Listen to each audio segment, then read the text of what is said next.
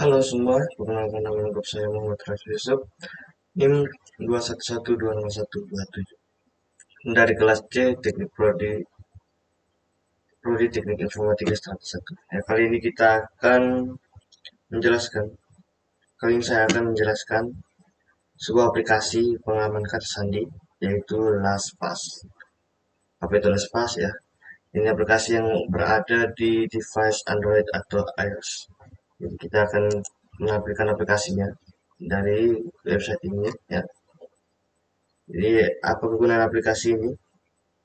Yang pertama, aplikasi ini adalah aplikasi manajemen kata sandi yang aman dan mudah digunakan dalam era digital saat ini.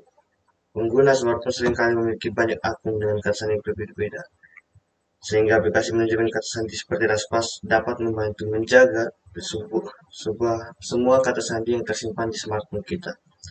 Lalu pada masalah keamanannya, beberapa keamanan yang sering terjadi pada pengguna smartphone adalah penggunaan kata sandi yang mudah ditebak atau lemah, lalu penggunaan kata sandi yang sama untuk beberapa akun, kemudian serangan phishing dan malware kepada informasi yang dapat dicuri dari pengguna, kemudian kehilangan atau pencurian smartphone ya, itu biasa sering terjadi. Lalu yang ke C, kemudian kita lanjut ke C, yaitu tujuan dari layanan yang saya ambil adalah membantu pengguna smartphone menjaga keamanan informasi pribadi mereka dengan menyediakan layanan manajemen tersandi yang aman dan mudah digunakan. Jadi, ya. Lalu fitur dan layanannya menghasilkan tersandi yang kuat dan unik di setiap akun, lalu menyimpan tersandi yang aman yang kuat tadi di dalam sebuah aplikasi ini ya biar terjaga. Kemudian menyimpan informasi seperti kartu kredit, informasi pengiriman, dan catatan rahasia lainnya. Lalu mengisi formulir secara otomatis, memantau aktivitas akun, aplikasi multifaktor, dan verifikasi identitas. Jadi setiap kali kita ingin menggunakan aplikasi itu, kita yang pasti harus menggunakan autentifikator, autentikasi seperti sidik jari. Nah, kemudian demo aplikasinya yaitu saya setelah unduh ya dan juga membuatkan aplikasinya. Jadi kita akan ngecek bagaimana aplikasi itu ya dan kita akan langsung melihat aplikasi tersebut. Ya baik, kali ini kita akan mereview aplikasi tersebut namanya LastPass ya. Jadi di aplikasi tadi kita akan mempelajari atau melihat bagaimana caranya untuk menyimpan kata sandi di berbagai akun dengan aman. Ya. Bukan hanya di akun saja, tapi juga di beberapa kartu kredit ya, seperti kartu kredit, lalu ada juga di kartu. Sorry, saya login dulu.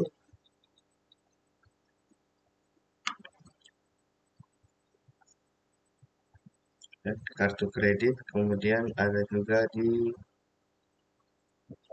membership card ya, kartu member, lalu kartu asuransi kesehatan ya, lalu password wifi dan juga ada di email address serta database dan server SSH key dan juga software lisensi. Karena keterbatasan untuk mengakses aplikasi ini dalam merekam ya, jadi saya akan menunjukkan saja melalui websitenya uh, atau saya akan menunjukkan langsung saja ke sini ya. Jadi ini adalah tampilannya. Ya, ini adalah tampilan dari aplikasi tersebut ya. Kalau kita perhatikan di sini, oke, kita bisa lihat di sini ada data yang sudah saya masukkan ya dengan nama dan NIM ya, NIM saya ya. Dan di name ini ada kata sandi yang telah saya masukkan. Ada show password sih. Ya, saya telah mencobanya dan ini saya mau buat ini untuk akun atau kata sandi yang akan saya pakai di akun-akun tertentu. Oke, bukan hanya itu saja. Di sini juga ada untuk membuat secure note ya. Ada secure note, ada beberapa sini. Secure note, lalu ada juga akun bank, lalu driver driver lisensi ya. Lalu ada juga paspor, lalu social security number ya. Lalu ada juga health insecure card, sini ada membership card, lalu wifi, email address, instant messenger, database dan server ya. Dan di aplikasi ini yang paling terpenting yaitu yang menurut saya unik adalah penyimpanan database-nya. Jadi kita bisa menyimpan database suatu waktu digunakan untuk mungkin tugas membuat website ya. Jadi kita tidak perlu lagi menyimpan kata sandinya di website itu sendiri atau di servernya, tapi kita bisa menyimpan kata sandinya di sini dan juga bisa di aplikasinya itu bisa dienkripsi. Lalu fitur-fiturnya ini bisa dibilang sangat memadai ya, karena fitur-fiturnya itu bisa diakses secara gratis. Bukan cuma itu saja, tapi aplikasi ini terbilang mudah digunakan pada saat mengaksesnya atau pada saat mendaftarnya. Kita cukup memasukkan email, kemudian setelah dicek emailnya, langsung diminta memasukkan paspor, lalu konfirmasi paspor. Setelah itu, setelah kita konfirmasi semua, kita bisa login dan bisa langsung menggunakan. Oke, ada lalu pada bagian ini juga kita bisa membuat kata sandi ya, kata sandi ya, seperti yang sudah saya sebutkan tadi. Dan di sini juga ada yang namanya SSHK. Ini yang menurut saya juga bagus sekali untuk nanti kita membuat apa ya, internet, mungkin internet kita atau jaringan pada website kita itu bisa di private. Lalu ada lagi yang namanya server. Nah, di server ini juga kita bisa membuatkan username-nya dan passwordnya juga. Lalu ada lagi hmm, seperti apa ya? Yang unik menurut saya ada software lisensi. Software lisensi ini kemungkinan besar yaitu lisensi pada perangkat laptop kita ya. Misalkan kita lupa kode aktivasi dari Windows kita, ya kita bisa ceknya di sini. Kita tinggal simpan saja di sini dan kita bisa aktifkan lisensi key-nya. Jadi suatu waktu kalau kita terreset maka kita akan menyimpan saja lisensi key itu di sini dan kita bisa mengaksesnya secara mudah tanpa kita jadi tanpa ribet yang untuk mengaksesnya. Lalu ada lagi untuk password wifi. Password wifi ini keuntungannya itu wifi kita bisa menggunakannya di wifi. Tapi karena keterbatasan dalam aplikasi ini yang tidak bisa direkam dengan aplikasi manapun, jadi kita hanya bisa menampilkannya dari sini. Nah, ini untuk password wifi. Dan juga yang menarik lagi dari sini ada namanya